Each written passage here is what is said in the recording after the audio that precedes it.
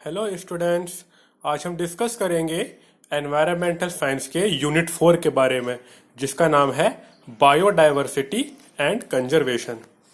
So well students, biodiversity यानी कि जैसे कि नाम से हमें एक आइडिया हो जाता है, डाइवर्सिटी का मतलब क्या होता है?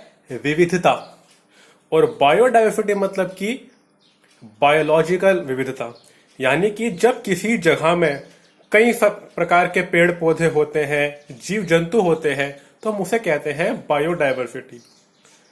फॉर एग्जाम्पल, जंगल में जो है कई प्रकार के जानवर रहते हैं, तो जंगल में बायोडाइवर्सिटी ज्यादा है, जबकि मैदानी इलाके में बायोडाइवर्सिटी थोड़ी कम है। सो स्टूडेंट्स, ये काफी इंटरेस्टिंग टॉपिक है। आज हम इसी बायोडाइवर्सिटी पे डिस्कस करेंगे। तो यहाँ पर कुछ डेफिनेशंस दी हुई हैं। ये डेफिनेशंस अब आप समझ जाएंगे, आपको आइडिया हो जाएगा। इसके बाद एक टॉपिक आता है इसमें कि लेवल्स ऑफ बायोलॉजिकल डाइवर्सिटी। ये जो है, हम इसके 3 लेवल हैं: जेनेटिक डाइवर्सिटी, स्पीशीज डाइवर्सिटी और इकोसिस्टम डाइवर्सिटी। जेनेटिक डाइवर्सिटी का मतलब होता है जब जीन्स लेवल पे डाइवर्सिटी होती है, यानी कि हम सबके अंदर देखो कुछ जीन्स होते हैं। इस जीन्स के कारण ही जो है ना हमारा कंप्लेक्शन होता है। किसी का कंप्लेक्शन फेयर होता है, किसी का डार्क होता है, किसी का बहुत ज्यादा फेयर होता है। तो जितने प्रकार के कंप्लेक्शन, इसका मतलब क्या है? कई प्रकार की जीन्स हैं। इसे हम क्या कहते हैं? Genes diversity. दूसरा हमने क्या देखा? स्पीशीज डाइवर्सिटी, यानी कि कई कई प्रकार की स्पीशीज है। अगर आप देखें मछली, तो मछली में भी कई प्रकार की मछलियां होती है। बिल्ली की कई प्रजातियां होती हैं, कुत्ते की कई प्रजातियां होती हैं। आपने कई बार नाम सुना, कुत्ते के भी कई सारे क्या कहते हैं इनको, नस्ल होती हैं। तो यह सब क्या है? एक स्पीशीज है। हम तुम क्या कहते हैं कि कुत्ते के अंदर भी बहुत ज्यादा स्पीशीज डाइवर्सिटी है, क्योंकि उसकी जो है कई सारी नस्लें होती हैं। एंड स्टूडेंट्स, फिर हमने क्या देखा?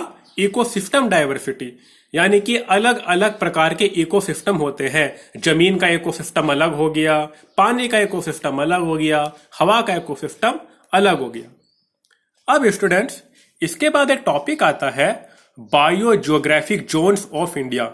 तो बायोजियोग्राफिक जोन्स का मतलब होता है अलग अलग प्रकार के ज्योग्राफिकल क्षेत्र। जैसे कि एक डेजर्ट हो गया, दूसरा हिमालय हो गया, तीसरा मैदान हो गया, चौथा घाट हो गया, पांचवा पठार हो गया।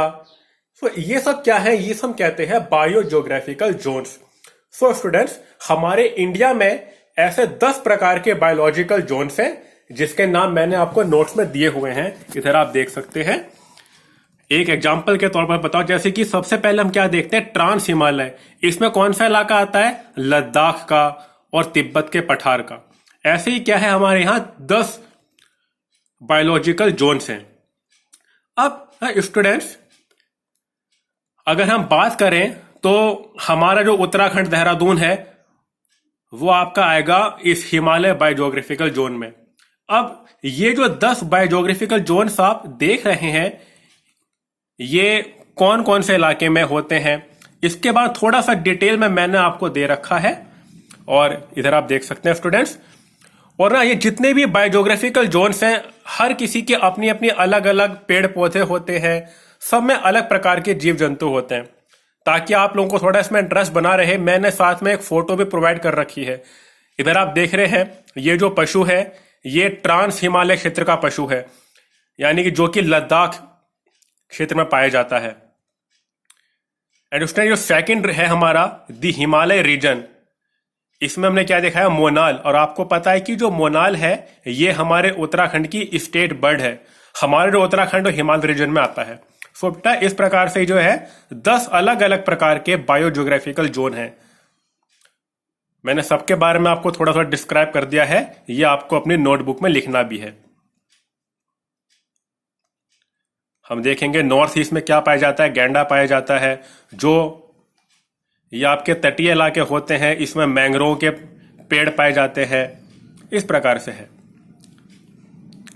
अब बेटा बात आती है, टॉपिक हमारे पास endangered and endemic species of India.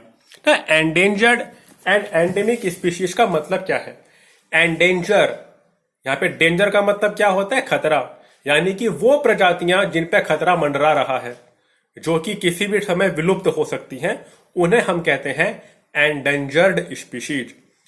इसका एक एग्जाम्पल जो है हमने आपको दिखा रखा है, ये है आइवरी बिल्ड वुड पेकर, जिसे हिंदी में क्या कहते हैं, कठफोड़वा।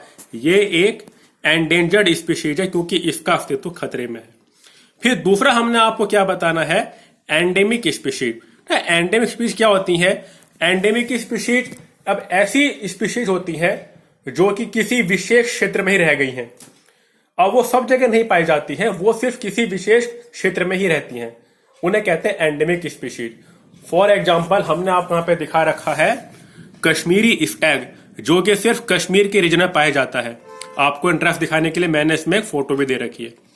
अब बेटा नेक्स्ट टॉपिक है हमारा थ्रेट्स टू बायोडाइवर्सिटी, यानी कि बायोडाइवर्सिटी किन किन चीजों से खतरा है।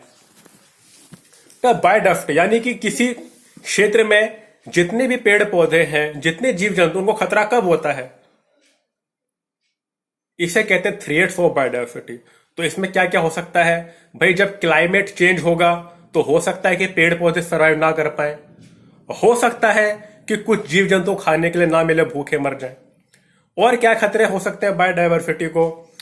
अगर अवैध शिकार होगा तो, या अगर वनों का कटान होगा तो, क्योंकि अगर वनों का कटान होगा तो जीव जंतु कहां रहेंगे। सो ये सब जो है कुछ खतरे हैं बायोडाइवर्सिटी को। फिर हम बायोडाइवर्सिटी को बचा कह सकते हैं, उसका एक तरीका होता है in situ conservation of biodiversity.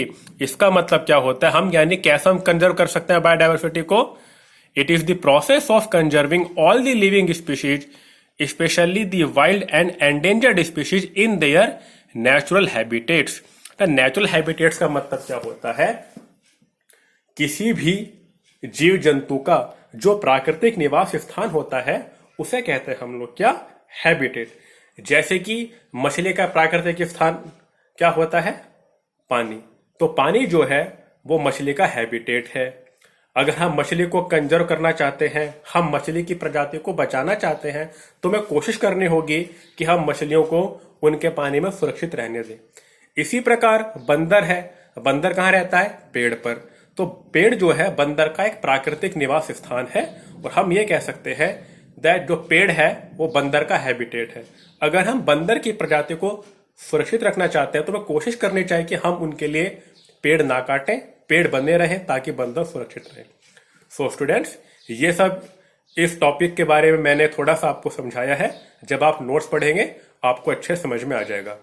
Thank you very much, take care, all the best.